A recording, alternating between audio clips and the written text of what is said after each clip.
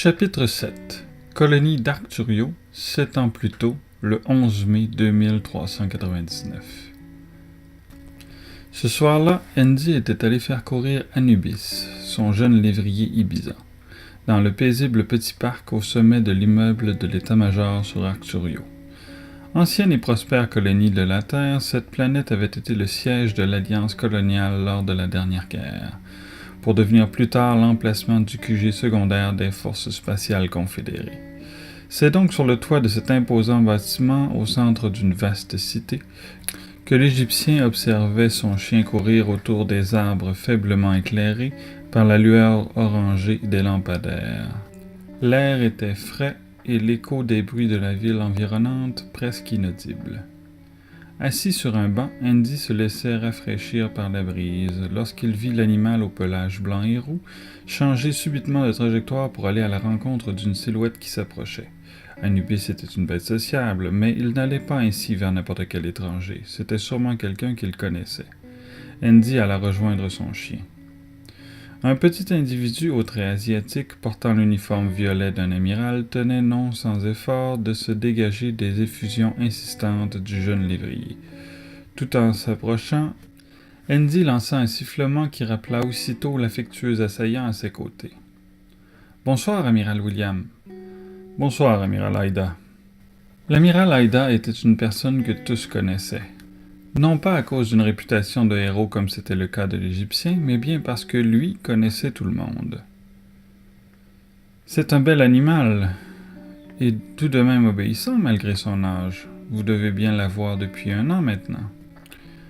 En effet, Haïda était définitivement l'un des hommes les plus respectables de la flotte. Il faisait partie de ces gens qui, malgré la masse de personnes qu'il connaissait, se rappelaient toujours de petits détails personnels comme l'âge d'un chien. Mais au-delà de cette extraordinaire sociabilité, Katsuhiro Haïda était un éminent stratège et un expert de la diplomatie. Il avait d'ailleurs joué un grand rôle dans l'édification du traité qui avait mis fin à la guerre coloniale. Andy, mon ami, je voulais m'entretenir avec vous à propos du projet Soran. L'Égyptien, vivement intéressé, invita son interlocuteur à marcher avec lui. Haïda sourit tout en s'exécutant. Tout d'abord, je vous réitère mes félicitations en ce qui concerne l'acceptation de votre projet. Je sais qu'il n'est pas totalement vôtre, mais il reste que c'est vous qui l'avez présenté au conseil. Andy sourit humblement. À ce sujet, j'ai entendu dire que vous éprouviez des difficultés quant au choix de votre futur officier en second. C'est un fait. Eh bien, mon ami, je crois avoir déniché la personne toute désignée pour ce travail. C'est donc le lendemain soir, dans un petit café à la mode né au 19e siècle, que l'amiral William se retrouvait pour la première fois en compagnie du capitaine Cassandre Garrett. L'Égyptien connaissait de réputation le jeune capitaine. Il l'avait déjà vu dans des documents d'archives. Mais être en présence de cette si séduisante jeune femme ne pouvait laisser aucun homme hétérosexuel indifférent. Toutefois, Andy était un gentleman et un professionnel qui ne se laissait plus depuis longtemps distraire par l'allure d'une personne. Cela dit, une chose à laquelle il avait l'habitude de se fier pour analyser quelqu'un était ses états de service, et ceux du capitaine de 27 ans étaient des plus éloquents. Entré à l'Académie des Forces spatiales à l'âge de 16 ans, cette jeune surdouée avait complété ses études et son entraînement avec brio, pour entrer dans les forces régulières à l'âge de 20 ans. Elle était devenue l'officier en second de l'EST Mont-Blanc 3 ans plus tard, en 2395, c'est-à-dire 1 an avant que ce navire ne soit impliqué dans le tout premier face-à-face avec les Axphasiens. 10 ans plus tard, elle achevait sa première année comme capitaine de son propre navire, année où elle s'était déjà fait remarquer à plus d'une reprise comme un officier de commandement remarquablement intègre et efficace. Une fois les formalités d'introduction complétées, Andy s'adossa confortablement, une main pensivement ramenée au menton. Il entamait une partie de son travail qu'il avait toujours préféré la plus brève possible. Jadis, il aurait bien aimé ne pouvoir se fier qu'au dossier d'une personne pour la juger, mais l'expérience lui avait depuis longtemps confirmé qu'il devait aller plus loin. Ainsi, après une longue pause, il commença l'entrevue d'un ton neutre mais intéressé. « Vous avez un dossier très impressionnant, capitaine. Bien des officiers de mon âge ne peuvent se vanter d'en avoir un aussi accompli. Disons que j'ai bénéficié d'un milieu d'éducation approprié. Andy lui lança un regard intrigué. Voyez-vous, j'ai grandi sur le paquebot Jour de Victoire. Mon père y était ingénieur et j'y ai passé la majeure partie de mon enfance. Ceci venait effectivement répondre à la question d'Andy, et ce dernier s'apercevait qu'il avait carrément ignoré la section du dossier du capitaine concernant ce qui précédait l'académie. Il semblait que les paroles de l'amiral Haïda et la réputation de mademoiselle Garrett avaient considérablement diminué son méthodisme et sa vigilance. Je vois, mais dites-moi donc, à quel loisir peut-on bien se donner quand on grandit sur un paquebot? Oh, eh bien, à beaucoup de choses, monsieur, mais je dirais que j'ai acquis un goût plutôt prononcé pour les activités de plein air. L'amiral sourit. Un lointain deuxième serait un bon livre. Tout ce qui peut me faire apprendre quelque chose de nouveau, je lis presque n'importe quoi. La jeune femme semblait sûre d'elle, mais ses hésitations et sa façon de discrètement frotter son pouce contre son index montraient qu'elle était légèrement stressée. Probablement intimidée par l'aspect peu bavard du haut gradé. C'était tout à fait normal et de bon augure. Il y a un élément de votre dossier qui a piqué ma curiosité quand je l'ai lu, dit Andy en parcourant le texte de l'interface portable où il avait enregistré le dossier. Voilà. Il est écrit ici que le 2 novembre dernier, vous et votre équipage avez été confrontés à la fois à des terroristes Zegdalidés et des exphasiers. Oui, je m'en rappelle très bien. Nous avions reçu un appel de détresse d'un cargo attaqué par des assaillants inconnus. Une fois sur les lieux, nous avons découvert que des environnementalistes Zegdalidés avaient pris en otage l'équipage d'un cargo pour nous attirer et faire des revendications insensées. Cependant, il y avait aussi un vaisseau exphasien de type inquisiteur camouflé dans le même secteur. Au moment où j'essayais de faire entendre raison aux terroristes, le navire exphasien est sorti de nulle part et, pour des motifs obscurs, s'est mis à tirer sur tout le monde. Pour éviter de perdre le contrôle des négociations, j'ai utilisé la chasse pour neutraliser les exphasiens. Effectivement, c'est ce qui est résumé ici, capitaine. Je lis également que, pendant que vos chasseurs s'occupaient de l'inquisiteur, vous avez utilisé votre propre navire pour protéger le cargo contrôlé par les terroristes, et que ces derniers, insultés, ne se sont pas gênés pour vous tirer dessus de leur côté. C'est exact, monsieur. Et vous avez continué de les protéger? Cassandre hocha de la tête. Capitaine, êtes-vous consciente qu'avec une mentalité pareille, vous pourriez aisément faire partie de la police galactique? Dit l'Égyptien d'un ton moins amusé que grave. Vous êtes bien le premier à me le dire ainsi, monsieur. Pour qui se prenait cet enfant? Sa dernière réplique avait été lancée sur un ton se rapprochant du défi. L'amiral n'en croyait pas ses oreilles.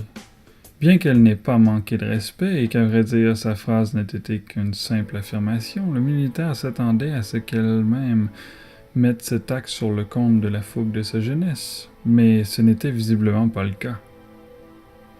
Et qu'est-ce que l'état-major a eu à dire de cette cascade? Probablement la même chose que vous vous dites en ce moment. Puis ils se sont contentés de me sermonner sur l'éthique de la flotte tout en affirmant qu'une prouesse pareille ne pouvait qu'être récompensée. De toute façon, j'étais très conscient des risques au moment où j'ai pris cette décision. Andy voyait bien qu'il avait devant lui une femme extrêmement intègre et assumée. Non seulement l'éthique et les stratégies militaires terriennes déconseillaient totalement ce genre d'héroïsme, c'était effectivement plus près de la mentalité de la police galactique de vouloir ne jamais sacrifier personne, mais la jeune femme ne bronchait même pas à l'idée que son futur officier supérieur désapprouve une telle pratique. Partout dans la galaxie, les forces de la Confédération étaient reconnues pour leur habilité à faire des compromis efficaces, mais l'amiral Williams était aujourd'hui confronté à quelqu'un qui ébranlait avec sang-froid des principes qu'il avait crus absolus pendant toute sa carrière.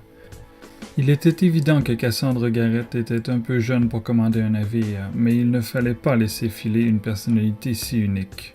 Tout à fait convaincu, il se leva et félicita la demoiselle d'une poignée de main qu'il eut étrangement peine à rendre aussi ferme qu'à son habitude.